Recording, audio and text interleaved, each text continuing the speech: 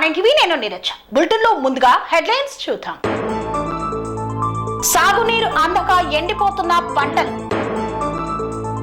Army జవాన్పై anganwadi ఉద్యోగి ఫిర్యాదు. బస్సుల్లో చిల్లర కష్టాలకు చెక్. గ్రీన్ వాలీ ఫార్మ్ హౌస్ నూతన ప్రారంభోత్సవం. మోకాళ్లపై కూర్చొని రోడ్డు వేయాలని డిప్యూటీ సీఎం ను వేడుకున్న చిన్నారులు. దేశం అభివృద్ధి చెందాలంటే విద్య ఎంతో అవసరమన్న దత్తాత్రేయ. తెలంగాణ అభివృద్ధిని అడ్డుకుంటున్న కిషన్ రెడ్డి. అవినీతి అడ్డాగా లంబాడిగూడ గ్రామ పంచాయతీ. Nenekkadunna cinema release. త్రిశక్తి సేవా సంఘం ఆధ్వర్యంలో ఉపనయనాల కార్యక్రమం.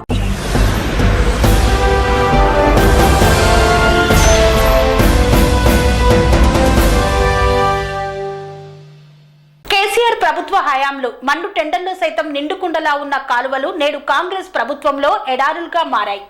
గజ్వేల్ నియోజకవర్గ BRS party in charge Vanteru Pratap Reddy మాట్లాడుతూ గత కేసీఆర్ ప్రభుత్వ హయాంలో మండు టెండర్లో సైతం నిండుకుండల్లా ఉన్న కాలువలు నేడు కాంగ్రెస్ ప్రభుత్వంలో ఎడారులుగా మారాయన్నారు. ఆత్కారం పంప్ హౌస్ ను వెంటనే ప్రారంభించి పరిసర గ్రామాల ప్రజల రైతాంగానికి నీరు అందించాలని డిమాండ్ చేశారు. గజ్వేల్ మండలంలోని శ్రీగిరిపల్లి గ్రామం వద్ద ఉన్న మల్లన్న సాగర్ నుండి కొండపోచమ్మ సాగర్ కు వెళ్లే కాలువను పరిశీలించారు.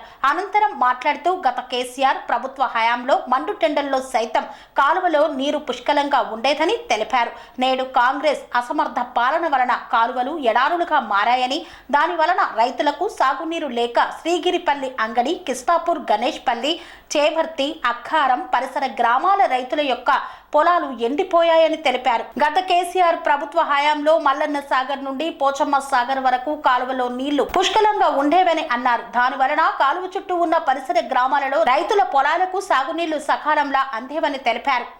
స్టార్ట్ చేస్తే కొండపోచమ్మ సాగర్ నీళ్ళు వెళ్తాయి.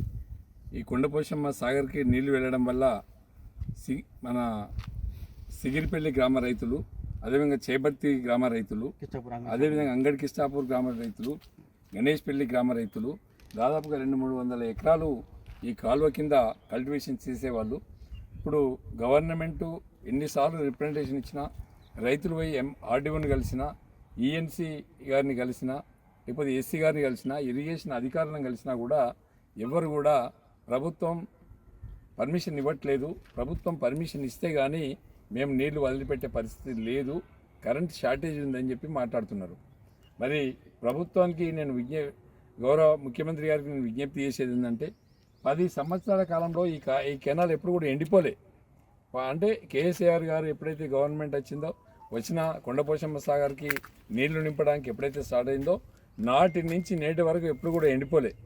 ఇవాళ నీళ్ళు ఇవ్వలేని పరిస్థితిలో ఉంది ప్రభుత్వం. అంటే రైతులు చాలా పరిస్థితి ఘోరంగా ఉంది.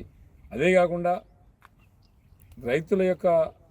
రైతులకు అన్నీ చేస్తున్నాం, 1,00,000 కోట్లు ఇచ్చినామని చెప్పి రేవంత్ రెడ్డి గారు మాట్లాడుతూ ఉన్నారు. ముఖ్యంగా రైతు రుణమాఫీ కూడా దాదాపు 50% రైతులకు రుణమాఫీ కాలేదు. మనకు యాసంగి రావాల్సినటువంటి రైతు భరోసా 15,000 ఎకరానికి అన్నాడు, అది అస్సలే ఇవ్వలేదు. ఇప్పుడు వర్షాకాలంకి సంబంధించినటువంటి భరోసా అది కూడా ఇవ్వలేదు. మళ్ళీ ఏసంగికి సంబంధించింది అది కూడా ఇవ్వాలి. ఇప్పుడు 15,000 ఇస్తున్నాము, అందరికీ ఇస్తున్నాం. జనవరి 15 అన్నారు, జనవరి 26 అన్నారు. ఇది శివరాత్రి పండుగ అయిపోయింది, ఫిబ్రవరి ఇవాళ 3వ తారీఖు. మరి ఎప్పటి వరకు ఇస్తారు? మళ్ళీ మార్చి ఆఖరికి అంటున్నారు. అంటే వస్తాయా రావా కన్ఫ్యూజన్లో పెడుతున్నారు. మరి ప్రభుత్వం ఇప్పటికైనా మేల్కొని మీరు చెప్పే మాటలకి నిజాయితీ ఉండాలి, చెప్పే మాటలు కమిట్మెంట్ ఉండాలి. కమిట్మెంట్ లేని ప్రభుత్వం ఇది, కమిట్మెంట్ లేని మాటలు ఇవి. ఈ ప్రజలు రైతులు చాలా ఇబ్బందుల్లో ఉన్నారు.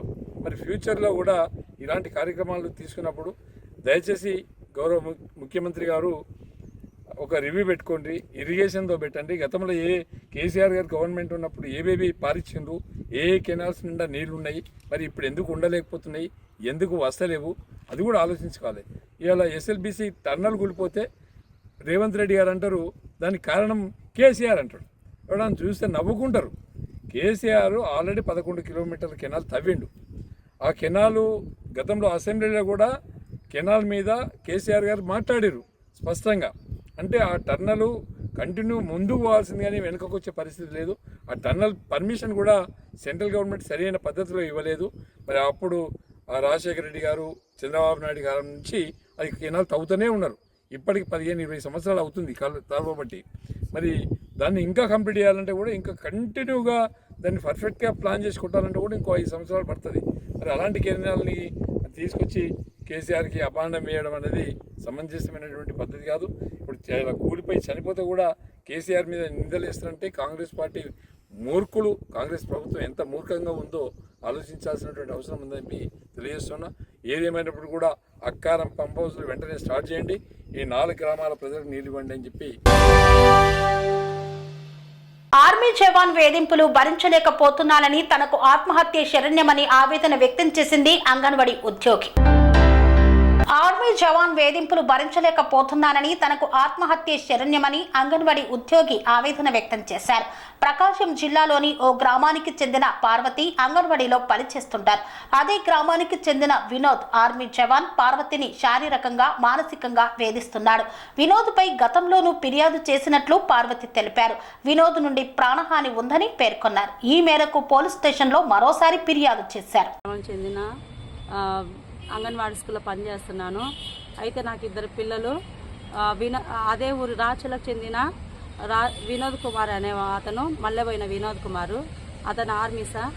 అయితే ఈ అబ్బాయి నన్ను చాలా రకాలుగా ఇబ్బంది పెడతా, మానసికంగా శారీరకంగానే ఇబ్బంది పెడతా ఉన్నాడు. నేను ఆ పిల్లోడిని చాలా రకాలుగా ఎదుర్కొన్నాను. గతంలో కూడా కేసు పెట్టినాను సార్, అతని మీద కేసు పెట్టిన కేసు నడుస్తుంది. ప్రయాణికులకు ఇప్పుడు ఆర్టీసీ బస్సులో డిజిటల్ చెల్లింపులకు శ్రీకారం చుట్టింది టీజీఎస్ఆర్టీసీ. ప్రయాణికులు ఇకపై ఆర్టీసీలో డిజిటల్ చెల్లింపులకు అందుబాటులోకి తీసుకువచ్చింది టీజీఎస్ఆర్టీసీ. సిటీ ఆర్టీసీ బస్సుల్లో మొదలైన ఆన్లైన్ టికెటింగ్, ఇక సిటీ బస్సుల్లో క్యూఆర్ కోడ్ స్కానింగ్ తో ప్రయాణం. ఇక నుంచి యూపీఐ పేమెంట్స్ ద్వారా టికెట్ తీసుకునే వెసులుబాటు కల్పించింది. ఆటోమేటిక్ ఫేర్ కలెక్షన్ సిస్టంలో భాగంగా ఆన్లైన్ టికెటింగ్ తీసుకువచ్చింది ఆర్టీసీ. త్వరలోనే మరిన్ని ఆన్లైన్ సేవలు అందుబాటులోకి వస్తాయంటోంది ఆర్టీసీ. కొత్తపల్లి గ్రామంలో గ్రీన్ వాలీ ఫామ్ హౌస్ నూతన ప్రారంభోత్సవ కార్యక్రమాన్ని నిర్వహించారు. ఈ నేపథ్యంలో భజన కార్యక్రమాన్ని ఏర్పాటు చేశారు. కరీంనగర్ నగరంలోని కొత్తపల్లి కాలనీలో గ్రీన్ వాలీ ఫార్మ్ హౌస్ నూతన ప్రారంభోత్సవ కార్యక్రమానికి విచ్చేస్తున్న అతిథులకు, కాలనీ వాసులకు, భక్తులకు మరియు సత్యసాయి భజన కార్యక్రమాన్ని నిర్వహించారు. ఈ కార్యక్రమంలో 500 మంది పాల్గొని ప్రారంభోత్సవ కార్యక్రమాన్ని విజయవంతం చేశారు. కరీంనగర్ జిల్లా కొత్తపల్లి మండలం గ్రీన్ వాలీ ఫార్మా కంపెనీ వారు నిర్వహిస్తున్నటువంటి ఫంక్షన్ ను ఘనంగా చేపట్టారు. ఈ యొక్క కార్యక్రమంలో సత్యసాయి భజన కార్యక్రమాన్ని ఏర్పాటు చేశారు. అనంతరం అన్నదాన కార్యక్రమం నిర్వహించారు.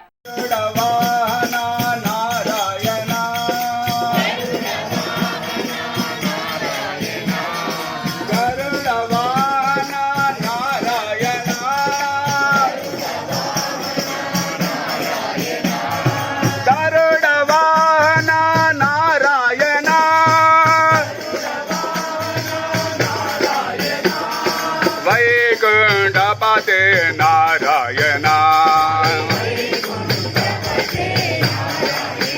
సాయి వైకుంఠపతే నారాయణ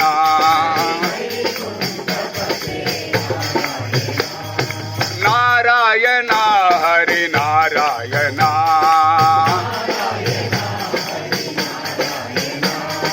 నారాయణ లక్ష్మీ నారాయణ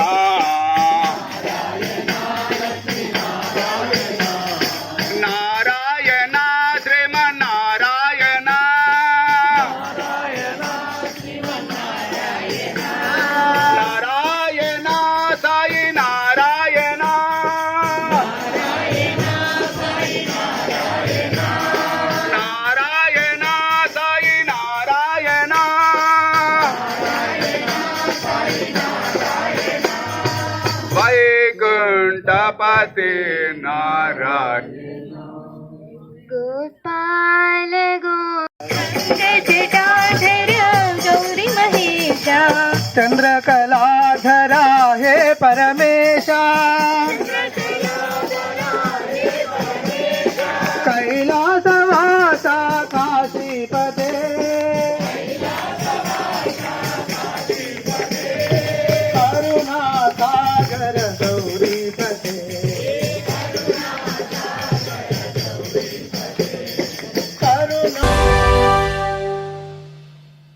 గ్రామానికి రోడ్డు వేయాలని మోకాళ్లపై కూర్చొని చిన్నారులు డిప్యూటీ సీఎం పవన్ కళ్యాణ్ కు తెలిపారు. అనకాపల్లి జిల్లా దేవరపల్లి మండలం వీరభద్రపేట గ్రామానికి సరైన రోడ్డు లేక సకాలంలో చికిత్స అందక ఇటీవల 3 చిన్నారులు మృతి చెందారని, తమ గ్రామానికి రోడ్డు వేయాలని మోకాళ్లపై కూర్చొని పవన్ కళ్యాణ్ ను వేడుకున్నారు చిన్నారులు, గ్రామస్తులు. బాబు మా గ్రామానికి రోడ్డు సౌకర్యం కల్పించాలి. కళ్యాణ్ బాబు మా గ్రామాలకు రోడ్డు సౌకర్యం కల్పించాలి. కళ్యాణ్ బాబు మా గ్రామాలకు రోడ్డు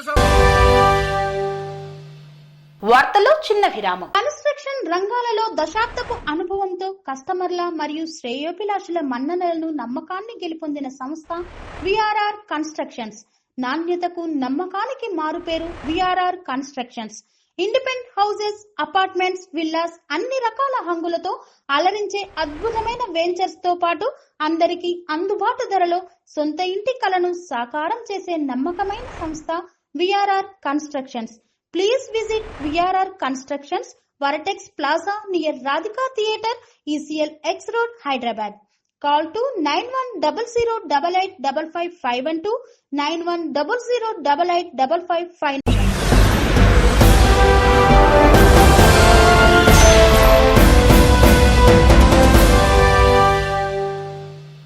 తిరిగి వార్తలకు స్వాగతం. దేశం అభివృద్ధి చెందాలంటే విద్య ఎంతో అవసరమని హర్యానా గవర్నర్ బండారు దత్తాత్రేయ పేర్కొన్నారు. హర్యానా గవర్నర్ బండారు దత్తాత్రేయ తనయుడు వైష్ణవ్ జయంతి సందర్భంగా అంబర్పేట గోల్నాక డివిజన్ లంకలోని ప్రభుత్వ ఉన్నత పాఠశాల విద్యార్థులకు బండారు వైష్ణవ్ ఫౌండేషన్ ద్వారా స్కూల్ బ్యాగులను, నోట్ బుక్స్ లను కూతురు విజయలక్ష్మితో కలిసి గవర్నర్ దత్తాత్రేయ అందజేశారు. ఈ సందర్భంగా వారు మాట్లాడుతూ విద్య, వైద్యం, ఉద్యోగ రంగాలలో ప్రతి ఒక్కరూ రాణిస్తే అభివృద్ధి చెందుతారని పేర్కొన్నారు. విద్యార్థులు మంచిగా విద్యను అభ్యసించి ఉన్నత శిఖరాలను అధిరోహించాలని తెలిపారు. ఈ సందర్భంగా పాఠశాలకు సీసీ కెమెరాలను ఏర్పాటు చేస్తానని, కంప్యూటర్ టీచర్ను నియమిస్తానని హామీ ఇచ్చారు. బండారు వైష్ణవ్ ఫౌండేషన్ ద్వారా ప్రతి ఏటా విద్యార్థులకు అండగా పలు సేవా కార్యక్రమాలను ఏర్పాటు చేయడం జరుగుతుందన్నారు. అంతకుముందు కవాడిగూడలో నిర్వహించిన మెగా హెల్త్ క్యాంప్ లో గవర్నర్ పాల్గొన్నారు. ఈ కార్యక్రమంలో బీజేపీ నాయకులు, మాజీ మంత్రి కృష్ణ యాదవ్, గౌతమ్ రావు తదితరులు పాల్గొన్నారు. अच्छा हिंदी का दो, हिंदी नहीं आता, ऐसे लोग आ दो भाई। ओ तुम्हारे अपने ये भाषा में बात रहे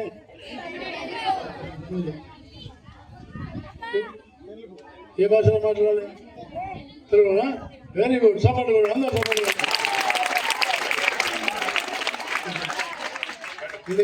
నందుకు ముందుగా నేను ఈ విషయం చెప్పుకోవాలి. మా తమ్ముడిని కోల్పోయినాక నాన్న కోలుకోవడానికి ముఖ్య కారణం పార్టీ కార్యకర్తలు. మీరందరూ లేకపోయింటే మా కుటుంబానికి కోలుకోవడం చాలా కష్టమయ్యి ఉండేది. నాకు ఊరికి అదే చెప్పేటోడు, ఏం కాదమ్మా, ఒక్కడి పోయినా నాకు ఇంకా చాలామంది ఉన్నారు, వారసులే కానీ కొడుకులే కానీ, వాళ్ళందరిలోనే మనం వైష్ణవ్కి చూస్తున్నాము అని అనుకున్నాము. ఆ రోజు నుంచి ఈ రోజు దాకా ఏ చిన్న కార్యక్రమం చేసినా ఒక ఫోన్ కాల్ మీద వచ్చి ఈ కార్యక్రమం మాది అని, ఇట్లా ఎవరం లేకపోయినా కూడా మాదే ఈ ఫౌండేషను అని, బండారు వైష్ణవ్ ఫౌండేషనే కానీ అలైబలే కార్యక్రమమే కానీ ఇది మా అన్న ప్రోగ్రాము, ఆయన పిలిచినా పిలవకపోయినా గుర్తుపెట్టుకున్నా పెట్టుకోకపోయినా వస్తాము అని నేను, నాన్న లేకపోయినా ముఖ్యంగా నన్ను కూడా గణేష్లకు కానీ ఎక్కడికి కానీ ఆప్యాయంగా మీ ఇంటి బిడ్డగా నాకు చెప్తుంటారు కదా ప్రతిసారి మా అన్న బిడ్డ, మా బిడ్డ అని ఆప్యాయంగా పిలిచినందుకు ఇంకే ఆస్తి అవసరం లేదు, ఏ పదవి అవసరం లేదు, ఇది మాత్రం ఎల్లప్పుడూ ఉండాలని కోరుకుంటూ పేరు పేరున ప్రతి ఒక్కరికి ధన్యవాదాలు. జై హింద్. మేము కొంత పిల్లలకు పుస్తకాలు, పెన్సిలు, బ్యాగ్ లాంటి విషయాలు కొన్ని అందజేశాం. ఎందుకంటే వైష్ణవ్ ఫౌండేషన్ యొక్క మా లక్ష్యము విద్య, వైద్యము, ఉపాధి 3 రంగాల్లో సేవలు అందించాలని మేము నిర్ణయం చేసుకున్నాం. కాబట్టి మా కుమారుడు బండారు వైష్ణవ్ పేరు మీద ఒక ట్రస్ట్ ఏర్పాటు చేసి దాని ద్వారా ఈ సేవా కార్యక్రమాలు చేస్తున్నాం. నేను ఒకటే కోరుకునేది, విద్యార్థులకు అంటే దేశంలో పేదరికం పోవాలంటే విద్యనే చాలా ప్రధానమైనది. విద్యనే పేదరిక నిర్మూలనకు అది ప్రధానమైనది. అందుకని విద్యకు ప్రాముఖ్యత ఇవ్వాలని ప్రభుత్వం కూడా ప్రభుత్వ పాఠశాలలో నైపుణ్యమైన విద్య అందించాలి, నూతనమైనటువంటి విద్య అందించాలి, కొత్త టెక్నాలజీతో వచ్చినటువంటి విద్య అందించాలి. అందుకనే ప్రభుత్వం దీనికే ప్రాముఖ్యత ఇవ్వాలని, అలాగే వైద్యం కూడా అందరికీ అందుబాటులో రావాలని, ఉపాధి కూడా అందరికీ రావాలని. ఉపాధి రావాలంటే అందరికీ స్కిల్ చాలా అవసరం. అందువల్ల స్కిల్ డెవలప్మెంటు చాలా ముఖ్యమైనది. ఆ స్కిల్ డెవలప్మెంట్ కూడా ప్రభుత్వం ప్రాముఖ్యత ఇచ్చి ముందుకు తీసుకెళ్తే పేదరిక నిర్మూలన, ఉపాధి రెండు జరిగే అవకాశం ఉంటుంది. నాకు చాలా సంతోషము. మేము వైష్ణవ్ ఫౌండేషన్ ద్వారా ఇక్కడ స్కూల్లో ఒక సీసీ కెమెరాల ఏర్పాటు, అలాగే కంప్యూటర్ యొక్క ఉన్నటువంటి ట్రైనింగ్ చెప్పేవాళ్ళు లేడు కాబట్టి కేంద్రం నుండి రాష్ట్రానికి నిధులు, ప్రాజెక్టులు రాకుండా బీజేపీ రాష్ట్ర అధ్యక్షుడు కిషన్ రెడ్డి అడ్డుకుంటున్నారని ఆరోపించిన మంత్రి పొన్నం ప్రభాకర్. కేంద్రం నుండి రాష్ట్రానికి నిధులు, ప్రాజెక్టులు రాకుండా బీజేపీ రాష్ట్ర అధ్యక్షుడు కిషన్ రెడ్డి అడ్డుకుంటున్నట్లు తమకు సమాచారం ఉందని మంత్రి పొన్నం ప్రభాకర్ ఆరోపించారు. సిద్దిపేట జిల్లా హుస్నాబాద్ ఎమ్మెల్యే క్యాంపు కార్యాలయంలో ఏర్పాటు చేసిన మీడియా సమావేశంలో కిషన్ రెడ్డిపై మంత్రి నిప్పులు చెరిగారు. బండి సంజయ్ ని తొలగించి కేసీఆర్ బినామీగా కిషన్ రెడ్డి బీజేపీ రాష్ట్ర అధ్యక్షుడు అయ్యాడని ఆరోపించారు. తెలంగాణకు రావాల్సిన ప్రాజెక్టులు ఎందుకు కార్యరూపం దాల్చడం లేదో కిషన్ రెడ్డి చెప్పాలన్నారు. రాష్ట్రంలో ఎయిర్పోర్టుకు సంబంధించి ఒక్క లెటర్ అయినా కేంద్రానికి రాశారా అని ప్రశ్నించారు. కిషన్ రెడ్డిది తెలంగాణ రక్తమైతే తెలంగాణ అభివృద్ధికి అవసరమైన నిధులు, ప్రాజెక్టులు తీసుకురావాలన్నారు. కేంద్రం నుండి తెలంగాణకు నిధులు రాబట్టడంలో కిషన్ రెడ్డికి స్టాండ్ లేదని, దమ్ము లేక పక్క రాష్ట్ర మంత్రిని తీసుకువచ్చి ఎయిర్పోర్టు తీసుకువచ్చానని కిషన్ రెడ్డి గొప్పలు చెప్పుకుంటున్నాడని మండిపడ్డారు. తెలంగాణ అభివృద్ధికి కిషన్ రెడ్డితో తాము కూడా కలిసి వస్తామని, కానీ రాష్ట్ర అభివృద్ధికి అడ్డుపడడం సరికాదన్నారు. ఇక్కడ కిషన్ రెడ్డి గారు ఎప్పుడైనా రాష్ట్ర ముఖ్యమంత్రి గారు తీసుకొని లేదా ప్రతినిధి బృందంగా ఈ రాష్ట్రానికి ప్రయోజనాలు నేను ప్రధానమంత్రి గారు కల్పించేటువంటి ప్రయత్నం చేసిండా? రాష్ట్రానికి అంశాలు నేను నివేదిక సమర్పించిండా? బండి సంజయ్ గారి యొక్క 1,08,000 కోట్ల రూపాయలు ఇచ్చిన అరే ఉపాధి హామీలా, లేకపోతే రేషన్ బియ్యంలా, లేకపోతే ఇంకా కేంద్ర ప్రభుత్వం చేయాల్సిన అనేక కార్యక్రమాలు ఇస్తాం. మేము 50 లక్షల కోట్లు తప్పితే మీరు 1,00,000 కోట్లు ఇస్తున్నారనేటువంటి పరిస్థితులలో 30-40% మా నిధులు మాకు ఇస్తున్నారని చెప్తా ఉన్నాం. ఇలా జిఎస్టీ ట్యాక్స్ పేరు మీద లేదా రాష్ట్రం నుంచి వచ్చే పన్నులలో ఇలా మేము ఎక్కడ కూడా మీకు డిఫాల్ట్ లేం. ఇది ఫెడరల్ సిస్టంలో రాష్ట్రం కేంద్రం బాధ్యత అయినప్పుడు కూడా వదిలిపెట్టి కేంద్రంకు రావాల్సిన నిధులకు సంబంధించిన విషయం లోపల సరి అయినటువంటి రాబట్టే ప్రయత్నం లోపల కిషన్ రెడ్డి వైఫల్యమైండు. కేంద్రం నుంచి తెలంగాణకు రావాల్సిన నిధుల సేకరణ విషయం లోపల కిషన్ రెడ్డికి స్ట్రాటజీ లేదు. కిషన్ రెడ్డి దగ్గర ఒక ఆలోచన లేదు. ఎంతసేపు కేసీఆర్ వాళ్ళ స్నేహితుడికి ఎట్లా లాభం జరగాలి, ఆయన కంటే మంచి పేరు ఎవరికి రావద్దు అనేటువంటి ఆలోచన తప్ప ఇంకొకటి లేనే లేదు. లేదు అని నిరూపించదలుచుకుంటే చెప్పు, తెలంగాణకు ఏమేమి తెచ్చినావు, ఏమేమి తెస్తావు, మేము ఎవరిని కలవాలి, మాకేం సలహా చెప్తున్నావు రాష్ట్ర ప్రభుత్వానికి, కేంద్ర మంత్రిగా చెప్పు. ఈ ప్రాంతం నుంచి వహిస్తున్నావు, హైదరాబాద్ ప్రాంతంలో నువ్వు రిప్రజెంట్ చేస్తున్నావు. హైదరాబాద్ ఇలా క్యాపిటల్ సిటీ, హైదరాబాద్లో అనేక రకాల అంశాలు ఉన్నాయి. ఇలా కిషన్ రెడ్డి గారిని మరొకసారి మేము డిమాండ్ చేసేది, ఈ రాష్ట్రంలో ఏదైనా అభివృద్ధి చేస్తే అభివృద్ధి చేసినా ధైర్యంగా వచ్చి చెప్పు ప్రెస్కు. పక్క రాష్ట్ర మంత్రిని తీసుకొచ్చి ఇగో ఇది కిషన్ రెడ్డి గారు చొరవతో ఏదైనా చెప్పుకునేటువంటి దుస్థితి, అవమానకరమైనటువంటి పరిస్థితి తెచ్చుకోకు. ఇటువంటి పరిస్థితి మంచిది కాదు. ఆయన కూడా చెప్తా ఉన్నాడు కదా, 10 సంవత్సరాలు ఏం అభివృద్ధి జరగలే. ఇలా తెలంగాణ ప్రభుత్వం ప్రజాపాలన ఈ ప్రభుత్వం వచ్చిన తర్వాత ల్యాండ్ సేకరణ జరిగింది, 280 ఎకరాల భూసేకరణ జరిగింది కాబట్టి కదా ఇలా అయితే ఉంది. మేము కేంద్రం కాదని ఎయిర్పోర్టును మేము కట్టుకోలేం కాబట్టి మిమ్మల్ని అడుగుతున్నాం. ఇటువంటి కొన్ని కేంద్రం సహకరించాల్సిందే. రాష్ట్రము, కేంద్రం, ఫెడరల్ ఈ యొక్క ప్రజాస్వామిక సిస్టంలో రెండు కలిసి పనిచేయాల్సిన అవసరం ఉన్నది. ఓరు పెద్దన్న పాత్ర, ఓరు చిన్నన్న పాత్ర లేదు. రాష్ట్రాల ప్రయోజనాలు కాపాడే బాధ్యత ఈ ఫెడరల్ సిస్టంలో కేంద్రంది, ప్రధానమంత్రిది. అందులో ఉన్న కేబినెట్ మంత్రి కిషన్ రెడ్డి గారు సొంత రాష్ట్రం నుంచి ప్రాతినిధ్యం వహిస్తున్న వ్యక్తిగా ఏం నిధులు తీసుకొచ్చో చెప్పు, ఆ నిధుల కొరకు ప్రయత్నం చేయి. మేము నీతో కలిసి రావడానికి సిద్ధంగా ఉన్నాం. కానీ మొత్తం తెలంగాణ అభివృద్ధిని అడ్డుకునే నిరోధకుడిగా మారితే మాత్రం చూస్తూ ఊరుకోము. తప్పకుండా నీ మీద తెలంగాణ ప్రజల మొత్తం చైతన్యవంతమై నీ పాత్రను తెలంగాణ ప్రజలకు చెప్పే ప్రయత్నం చేస్తామనే మాట మనం చేస్తాం.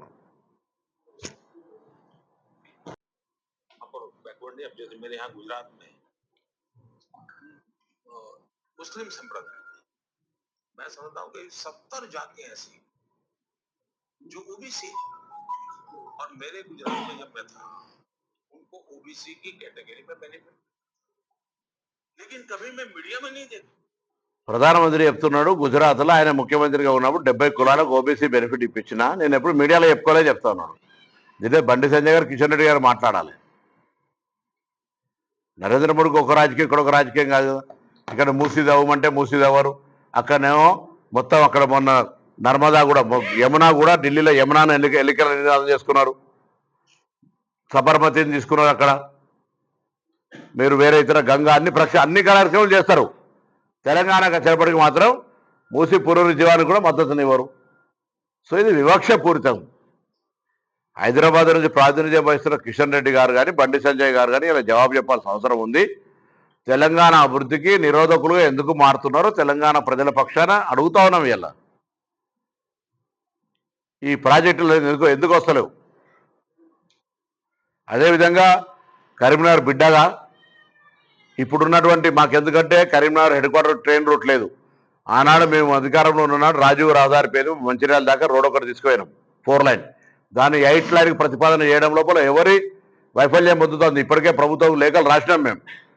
హైదరాబాద్ నుంచి వయా కరీంనగర్, సిద్దిపేట్, రామగుండం, మంచిర్యాల దాకా 8 లైన్ల రోడ్ కావాలి. ట్రాఫిక్ మాకు వేరే ట్రైన్ రూట్ లేదు.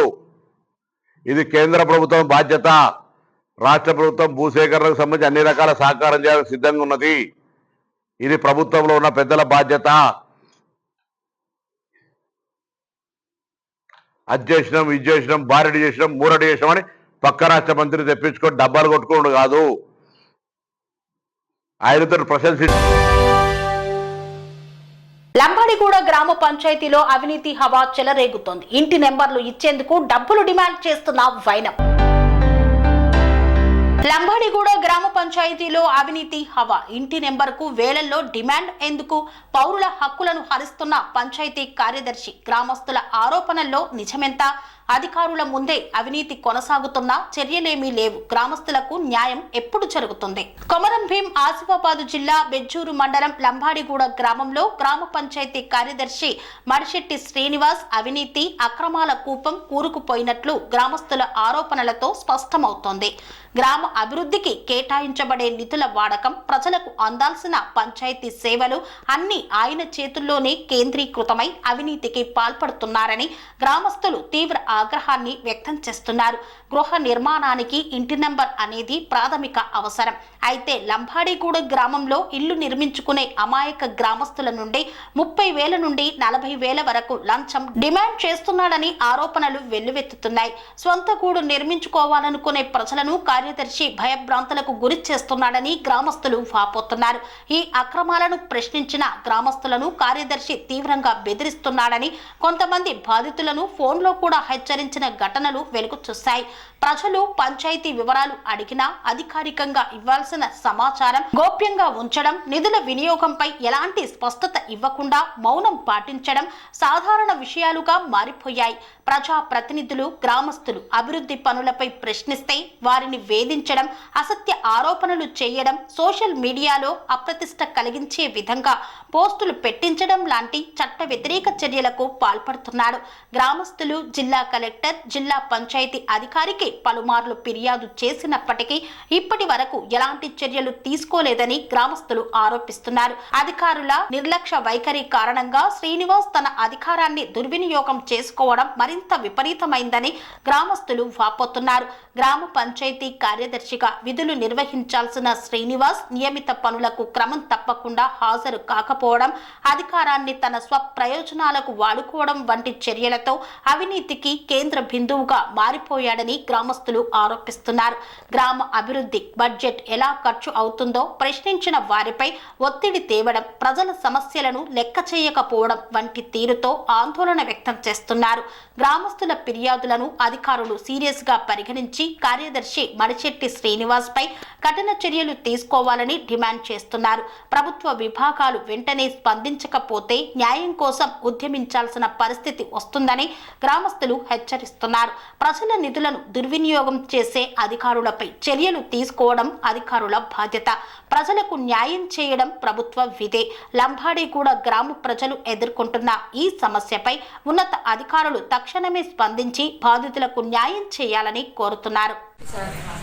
లంబడిగూడ జీపీలో గుంట జాగ తీసుకొని ఇల్లు కట్టుకున్నాక ఇల్లు అయిపోయినాక నాకు ఇంటి నెంబర్ కావాలని సార్ దగ్గర పోతే సార్ కలవకుంటుంటే సార్ నంబర్ తీసుకొని ఫోన్ చేసినాక సార్ ఏమన్నాడు కదా, లేదమ్మా 20,000 ఇస్తావా, ఇంకా నీవు అన్నట్టు 20,000 ఇస్తేనేమో అయిపోతుంది, ఇంకా 4 రోజులు ఉండేది ఉంటే ఎక్కుతాయి, 20-30,000 పోతుందమ్మా, నువ్వు ఇప్పుడు నీ దగ్గర ఎంత ఉంటే కొంటే 30,000 ఉంటే 30,000, 20,000 ఉంటే 20,000 ఇయ్యి, నీకు ఇంటి నెంబర్ ఇస్తా అంటాను. మా లంబడిగూడ జీపీ శ్రీనివాస్ సార్ అంటాను సార్. అంటే మేము కూలి చేసి బతికేటోళ్ళం, మేము ఎక్కడికి వెళ్ళి 20,000 ఇవ్వాలా, ఎక్కడికి వెళ్ళి 30,000 ఇవ్వాలా, 20-30కి నడుపుతాడు సార్. మరి ఆయన మాకు అసలు మాకు సెక్రటరీ సారా మా దగ్గరికి వెళ్ళి దోసుకునేటోడా మాకు అర్థమవుతలేదు సార్. మేము ఏం చేసి ఇవ్వాలా, ఏం పని చేసి ఇవ్వాలి, మేము కష్టం చేసి బతికేటోళ్ళం, చేతుల మీద కష్టం చేసి బతికేటోళ్ళం. ఎం సురేష్, నేను ఉండేది లంబడిగూడ గ్రామంలో ఉంటున్నాను. నా సొంత భూమిలో ఇల్లు కట్టుకొని ఉన్నాను. అయితే 3 రూములకు 30,000 రూపాయలు అడుగుతాండు. ఎవరు అడుగుతాడు? కార్యదర్శి 30,000 రూపాయలు అడుగుతాండు. ఇవని 30,000 ఇస్తేనే నీకు ఇంటి నెంబర్ ఇస్తా, లేకుంటే ఇవని అంటాను, ఒత్తిడి పెడతాండు. అయితే నేను గరీబోని. కోదాడ రంగా థియేటర్ లో రిలీజ్ అయిన నేనెక్కడున్నా మూవీ చూసేందుకు విచ్చేసిన చిత్ర బృందం. సూర్యాపేట జిల్లా కోదాడ రంగా థియేటర్లో పోయిన నెల 28వ తారీఖు నాడు రిలీజ్ అయిన నేనెక్కడున్నా సినిమా రిలీజ్ సందర్భంగా స్క్రీన్ ప్లే, కథా దర్శకుడు మాధవ్ కోదాడ మరియు చిత్ర బృందం సందర్శించారు. అనంతరం మీడియాతో మాట్లాడుతూ సినిమా మొత్తం జర్నలిజం గురించి సస్పెన్షన్గా కొనసాగుతుందని, నేను కోదాడ వ్యక్తిగా కోదాడలో ఉన్నప్పుడు రంగా థియేటర్లో సినిమాలను చూసేవాడని, ఇప్పుడు నేను తీసిన సినిమా అదే థియేటర్లో ప్రదర్శించడం చాలా సంతోషంగా ఉన్నదని, ఈ చిత్రాన్ని ప్రతి ఒక్కరూ చూసేలా నిర్మించామని తెలిపారు. నమస్తే, నేను మాధవ్ని. ఈ కోదాడలో పుట్టి పెరిగి డైరెక్టర్ అవ్వాలని చెప్పి హైదరాబాద్ వెళ్ళి ఒక మూవీ డైరెక్ట్ చేశాను. సినిమా పేరు నేనెక్కడున్నా. అది ఫిబ్రవరి 28న రిలీజ్ అయింది. అయితే డైరెక్టర్గా నేను అవ్వాలనుకున్నప్పుడు సినిమాల మీద ఇంట్రెస్ట్ పుట్టాలంటే సినిమాలు చూడాలి. అలాంటి సినిమాలన్నీ నేను మా కోదాడలో చూశాను. ముఖ్యంగా ఈ రంగా థియేటర్లో చాలా సినిమాలు చూశాను. నేను చిన్నప్పుడు సినిమాలు చూస్తూ పెరిగి డైరెక్టర్గా నాకు ఆకాంక్ష పెరిగించేలా చేసిన ఈ రంగా థియేటర్లో నేను డైరెక్ట్ చేసిన సినిమా ఈరోజు రిలీజ్ అయింది. సో నా మిత్రులు, బంధువులు, ఆత్మీయులు అందరి మధ్యన ఈరోజు ఈ నేనెక్కడున్న సినిమా చూడడానికి మా యూనిట్తో సహా కలిసి వచ్చాను. ఈరోజు సినిమా చూస్తున్నాం. ఇది ఒక ఉమెన్ ఓరియంటెడ్ మూవీ, జర్నలిజం బ్యాక్డ్రాప్లో నడుస్తుంది. తప్పకుండా మీ వీలుని బట్టి ఈ సినిమా చూడటానికి ప్రయత్నిస్తాను. Thank you. హాయ్, అందరికీ నమస్కారం. నా పేరు మిహిరా కృపాడప్ప. బేసికలీ ఆనంద్ భాగ్లోని త్రిశక్తి సేవా సమితి ఆధ్వర్యంలో నిర్వహించిన సామూహిక ఉపనయనాల కార్యక్రమంలో పాల్గొన్న కార్పొరేటర్. ఆనంద్ భాగ్లోని లలితా పరమేశ్వరి దేవాలయంలో త్రిశక్తి సేవా సమితి ఆధ్వర్యంలో ఏర్పాటు చేసిన సామూహిక ఉపనయనాల మహోత్సవాలకు మల్కాజ్గిరి కార్పొరేటర్ శ్రావణ్ హాజరయ్యారు. ఈ సందర్భంగా శ్రావణ్ మాట్లాడుతూ ప్రతి ఒక్కరూ హిందూ ధర్మాలను, సంస్కృతి సాంప్రదాయాలను ముందుకు తీసుకువెళ్లాలన్నారు. నిత్య సంధ్యావందనం, గాయత్రి మాత జపం చేయడం ద్వారా మనిషి ఉన్నత స్థితులకు చేరుకోవచ్చన్నారు. ఈ కార్యక్రమం చేపట్టిన త్రిశక్తి సేవా సంఘ సభ్యులను అభినందించారు. ముఖ్యంగా ఈ కార్యక్రమంలో పాల్గొని విజయవంతం చేసిన సూర్యకుమారి, రవికుమార్, సునీత, శైలజ, రమణాచార్లకు శ్రావణ్ ప్రత్యేక ధన్యవాదాలు తెలియజేశారు. ఇంతటితో వార్తలు సమాప్తం. మరిన్ని అప్డేట్స్ కోసం చూస్తూనే ఉండండి TR9 టీవీ. స్వామి బోధానంద గోసేవ ఆశ్రమం, సైతాపూర్. జ్యోతిష్యం, వాస్తుశాస్త్రం మన పూర్వీకులు మనకిచ్చిన వరం. దుర్గాదేవి కాలభైరవ ఉపాసనతో వాక్సిద్ధి పొందిన శ్రీ శ్రీ బోధానందగిరి స్వామివారు మీకు ఎలాంటి సమస్యలున్నా, వాటిలో ముఖ్యంగా ధన నష్టం, ఆరోగ్య నష్టం, భార్యాభర్తల మధ్య గొడవలు, ప్రేమించుకున్న వారు దూరం అవడం, ఎన్ని సంబంధాలు వచ్చినా పెళ్లి ముడి పడకపోవడం, రోడ్డు ప్రమాదాలు, అప్పుల బాధలు, వ్యవసాయంలో నష్టాలు, పెద్దల మాట పిల్లలు వినకపోవడం, ఆరోగ్య శాంతి, గృహశాంతి, మనశ్శాంతి లేకపోవడం, ఇలాంటి సమస్యలు ఉన్నట్లయితే ఒక్కసారి స్వామీజీని కలవండి. మీ సమస్యలకు తగిన పరిష్కారాన్ని పొందండి. అంతేకాక అన్ని రకాల వ్యాధులకు గోపంచకవ్య మరియు మూలికా వైద్యం చేయబడును. నమ్మకంతో రండి, ఆయురారోగ్యాలతో వర్ధిల్లండి. మా అడ్రస్ స్వామి బోధానంద గోసేవ ఆశ్రమం, సైదాపూర్, వీరభద్రస్వామి గుడి దగ్గర, యాదగిరిగుట్ట. సంప్రదించవలసిన నెంబర్ 9849213754 మరియు 9618034138.